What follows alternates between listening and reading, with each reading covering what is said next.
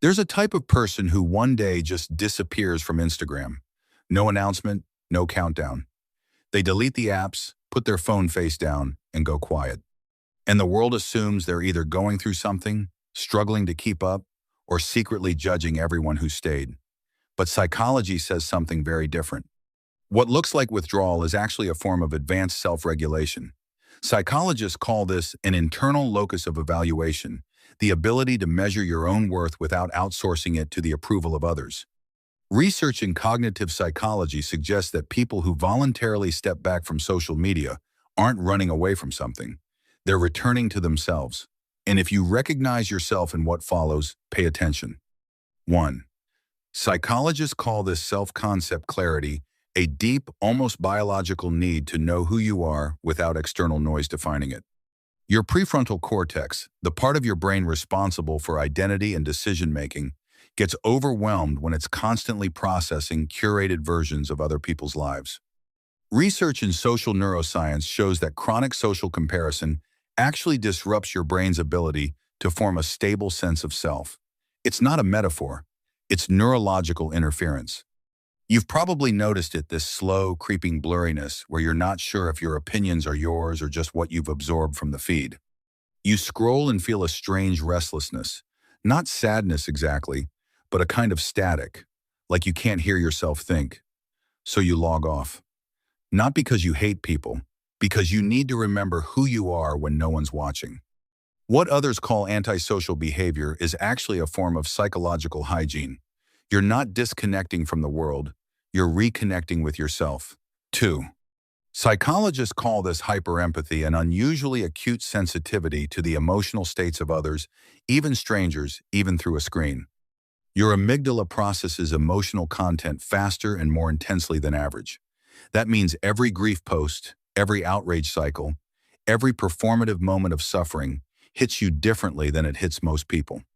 Research in affective neuroscience confirms that highly empathic individuals experience what's called emotional contagion. They don't just observe other people's feelings, they absorb them. Your nervous system doesn't know the difference between a real crisis and a viral one.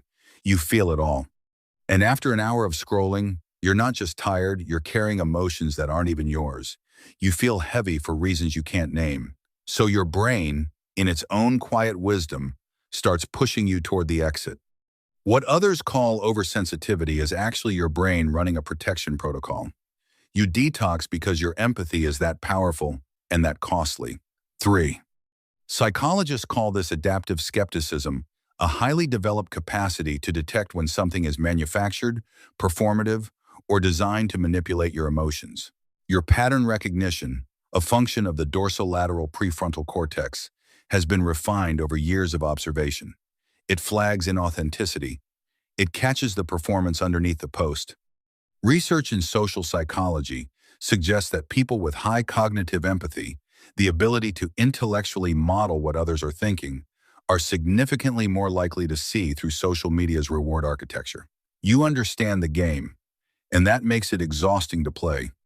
You've been doing this your whole life without knowing why, walking into a room and immediately sensing what's real and what isn't. Social media is just another room. And once you can see the machinery running the curtain, the magic is gone. Staying starts to feel dishonest. What others call cynicism is actually clarity.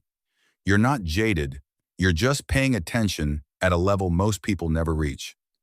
If this is you, if you've ever gone quiet on purpose, if the noise started drowning out your own voice, understand that this isn't avoidance. It is awareness. Your need for stillness is not a flaw in your wiring. It is the system working exactly as it should. You are one of the rare people whose brain won't let you numb out indefinitely. It pulls you back. It asks for truth. It refuses to outsource your identity to an algorithm. That is not weakness dressed up as preference.